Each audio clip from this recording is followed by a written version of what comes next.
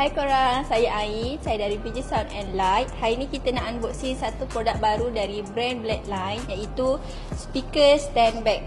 Jom kita unboxing. Okey, kat depan saya inilah speaker stand bag.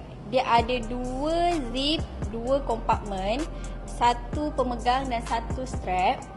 Yang ni kita punya logo brand Blackline, dan dalam dia punya material full canvas. Dia fokus kepada speaker stand, tapi kita try dia boleh juga masuk mic stand. Jom kita try berapa boleh masuk untuk speaker stand dan mic stand. Okey, jom kita try berapa muat untuk satu zip untuk speaker stand. Kita buka dia strap dia dulu. Buka zip. Kita ambil speaker stand kita.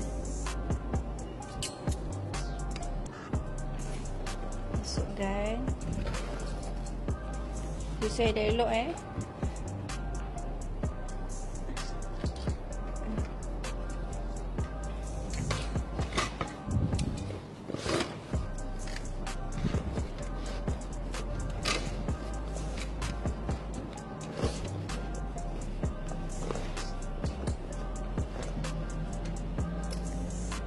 Kita tutup.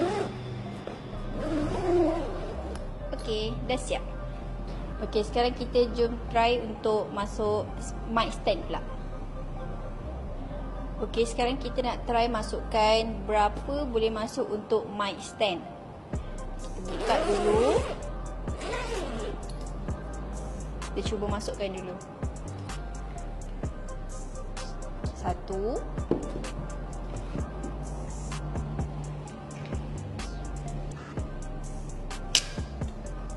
Dua.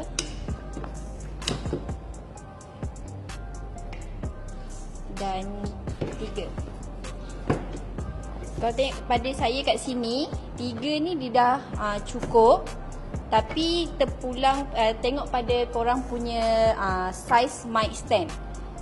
Kalau saya kat sini cukup tiga. Apa tu pelik je.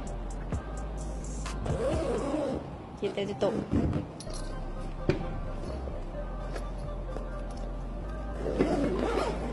Okey, jom kita tengok berapa stand yang kita dapat masuk. Untuk satu zip ni ada dua stand speaker yang kita dapat masuk. Dan untuk satu zip lagi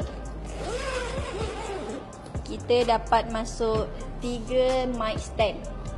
Tapi sebenarnya dia ikut pada size stand korang berapa yang boleh masuk. Kalau saya kat sini dapat masuk 2 speaker stand, 3 stand mic. Kalau korang nak dapatkan produk terbaru kita, korang boleh DM Facebook kita orang atau pergi ke Shopee BJ Sound. Bye.